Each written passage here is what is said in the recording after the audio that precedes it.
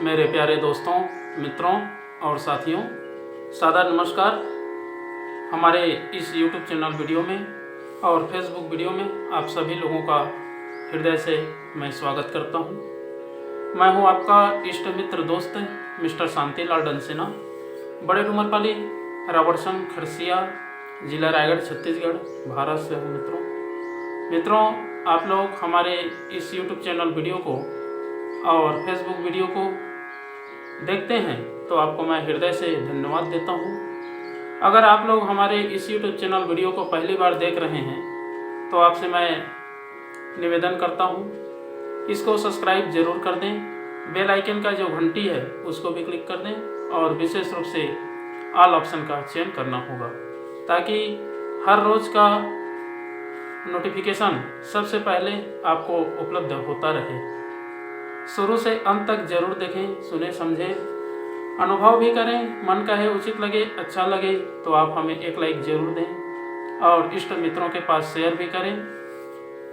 अगर कोई विशेष संशोधन करना है तो आप हमें कमेंट बॉक्स पर सूचित करें और आगे के लिए मार्गदर्शन भी दें।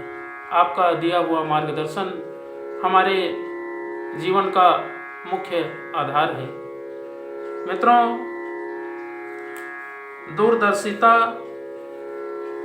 एक बहुत बड़ा उपलब्धि है और सबसे बड़ा सौभाग्य है। अगर हम इस जीवन का सही अर्थों में सदुपयोग करना चाहते हैं तो अपने जो आत्मबल है उसको आगे बढ़ाने के लिए सतत अभ्यास करना पड़ता है। दूर दृष्टिकोण लेकर के चलेंगे तो हर प्रकार के कार्य में ईमानदारी, जिम्मेदारी, बहादुरी, समझदारी का होना बहुत ज़रूरी है। अगर हम दूरदर्शिता अपने जीवन में रखते हैं और हर प्रकार के कार्यों का अन्वेषण करते हैं तो जीवन जो है माधुर्य गुणों से भर जाता है और पुष्प के समान सुगंध और वातावरण शुद्ध करता है। इसलिए मित्रों, अपनी दूरदर्शिता और सौभाग्यशालिता को समझना अति आवश्यक है। जब तक हम आने वाले भविष्य के बारे में चिंतन मनन नहीं करते हैं और वर्तमान का सही उपयोग नहीं करते हैं तो फिर जीवन जो है आनंद की प्राप्ति नहीं हो पाती है और ना ही दूरदृष्टि हो पाता है। अगर हम दूरदृष्टि को ध्यान में रख करके कोई भी कार्य करेंगे तो बड़ा समझदारी से करना पड़ता है। आगे पीछे, ऊपर नीचे, अगल बगल सब तरफ को देख करके चलना पड़ता है और जो प्रतिकूल परिस्थिति है उसमें अपने स्वभाव के अनुसार अनुकूल वातावरण तैयार करने के लिए व्यक्ति को गलना पड़ता है, तब कहीं जा कर के सुव्यवस्थित मार्ग प्रशस्त होता है। मित्रों, जब तक हम अपनी मर्यादा का उल्लंघन कर देते हैं तो मस्तिष्क जो है विचलित हो जाता है और जो उसमें श्रेष्ठ गुण होते हैं वो पनप नहीं पाता है और ना ही भविष्य में कोई प्रकाश दिखाई दे पाता है। चारों तरफ अंधकार ही अंधकार प्रतीत होता है और व्यक्ति जब अंधकार में फंस जाता है तो मूढ़ मान्यता को महत्व देता हुआ जीवन को निकृष्ट बना देता है। इसलिए मित्रों, दूरदर्शी होना अति आवश्यक है। अगर हम कोई भी बीज का आरोपण करते हैं, जैसे खेतों में फसल बोते हैं तो किसान को इसका फल हमें प्राप्त होगा या नहीं होगा, इसको अनवरत दृष्टि से, अनासक्त भाव से उसको बीजारोपण करता है और भविष्य में उसका अच्छे से देखभाल करता है। अगर हो जाता है तो भी ईश्वर को धन्यवाद देता है, नहीं होता है कोई कारण से तो भी ईश्वर को धन्यवाद देता है। इसी भाव से हम दूरदृष्टि बना करके चलें और जीवन को अद्भुत दिशा की ओर आगे बढ़ाते चलें। जीवन में हर प्रकार की कठिनाइयाँ आती हैं, उन कठिनाइयों को समभाव से विचार करते हुए आगे बढ़ना और अपने मस्तिष्क को संतुलन बना करके रखना। संतुलित जीवन जीना व्यक्ति का अपना मुख्य आधार है। जब तक हम दूरदृष्टि वाले व्यक्ति नहीं होते हैं तो फिर सूक्ष्म जगत का परिशोधन भी नहीं कर पाते हैं। हमारे अंदर में इतने अद्भुत क्षमता है, योग्यता है, प्रतिभा है, दिव्यता है। इसको आगे बढ़ाने के लिए, श्रेष्ठ बनाने के लिए और भावों को उत्कृष्ट दिशा की ओर आगे बढ़ने के लिए जो प्रेरणा मिलती है वो सब अपने अंतरात्मा से मिलती है। इसलिए मित्रों, दूरदर्शी होना और सूक्ष्म जगत का परिशोधन करना अति आवश्यक है। जब तक हम दैनंदिनीय स्थिति से बाहर नहीं होते हैं तो फिर जीवन जो है उत्कृष्ट दिशा की ओर आगे नहीं बढ़ती है और ना ही भविष्य को संवारा जा सकता है। इसलिए मित्रों, अपने अंदर जितने भी दैवी गुण हैं, अद्भुत क्षमता है, उसको परिमार्जन करते हुए जीवन में आगे बढ़ना और सच्चाई कार्यों के लिए सतत प्रयत्न करते रहना व्यक्ति का अपना मूलभूत कर्तव्य है और स्वभाव है। अगर हम इस स्वभाव में परिणत हो जाते हैं तो फिर जीवन में हर एक वस्तु से अनासक्त भाव लेकर के जीवन को धन्य बना लेते हैं। इसलिए मित्रों, इस सूक्ष्म जगत में जो भौतिकवादी दुनिया है ये तो सिर्फ रंगमंच है। अगर हम इसमें प्रभावित हो जाते हैं और इसमें उलझ जाते हैं तो फिर जो दूरगामिनी पथ होती है, दूरदर्शिता होती है, वो नष्ट हो जाती है। इसलिए मित्रों, अगर दूरदृष्टि रखना है और अच्छे से भावों का परिमार्जन करना है तो एक मुख्य आधार है, वो है गायत्री महामंत्र।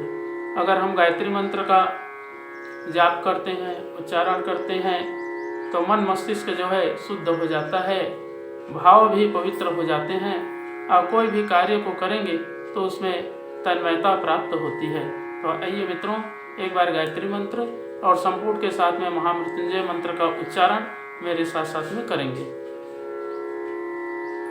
ओम भूर्भुवः स्वः तत्सवितुर्वरेण्यं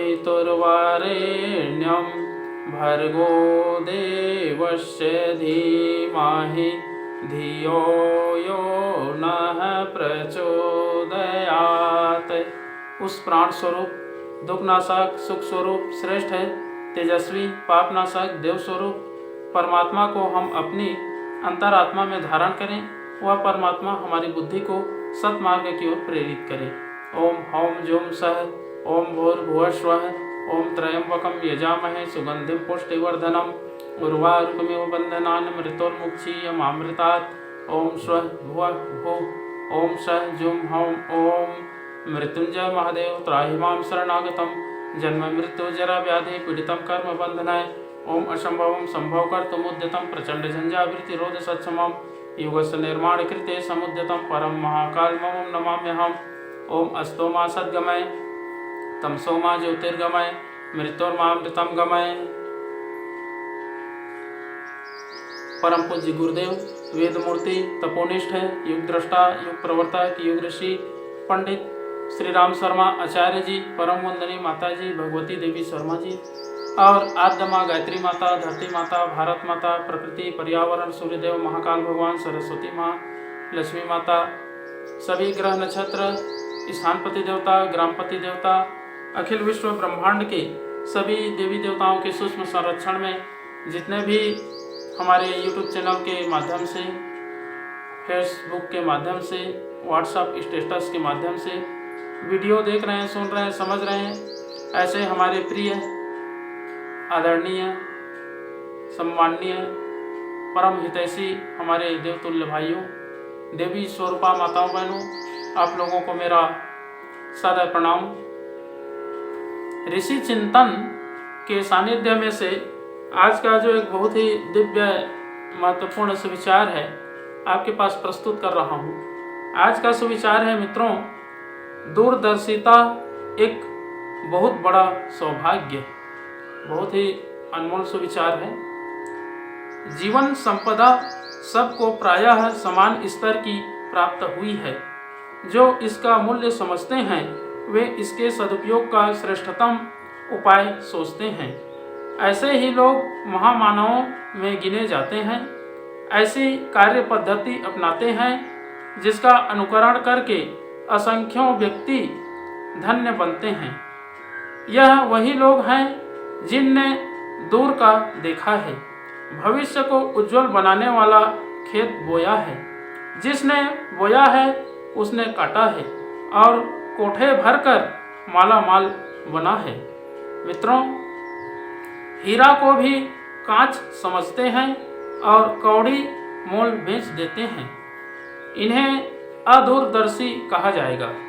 जो भविष्य के लिए सुंदर सपने नहीं देखता, भावी जीवन को शानदार बनाने के लिए जो कीमत चुकानी चाहिए उसे नहीं चुकाते, जिन्हें सिर्फ आज दिखता है और उसे हल्का फुल्का बिता देने की इच्छा रखते हैं, वे आते हैं, रोटी खाते हैं, दिन गुजारते हैं और ज्यों त्यों करके सांसें पूरी कर लेते हैं। मित्रों, अंधा होना दुर्भाग्य है। अंधे दया के पात्र समझे जाते हैं, पर उन्हें क्या कहा जाए जिनके नेत्र गोलक तो वही हैं, पर दूरदर्शी आंखें एक प्रकार से गड़बड़ा गई हैं। असल में नाक के पास वाली आँखों का उतना महत्व नहीं है। ये तो पशु पक्षियों के भी होती है। मनुष्य की विशेष आँखें वे हैं जिनके सहारे वह दूरदर्शी कहलाता है और बुरी संभावना से बचकर उज्जवल भविष्य का निर्माण करता है। ये आँखें जिसकी सही हैं, समझना चाहिए वही सौभाग्यशाली है। बहुत बहुत धन्यवाद मित्रों। अगले बार नए विचार लेकर के नए वीडियो के साथ में आपके पास फिर प्रस्तुत होने का प्रयास करेंगे। सादर नमस्कार।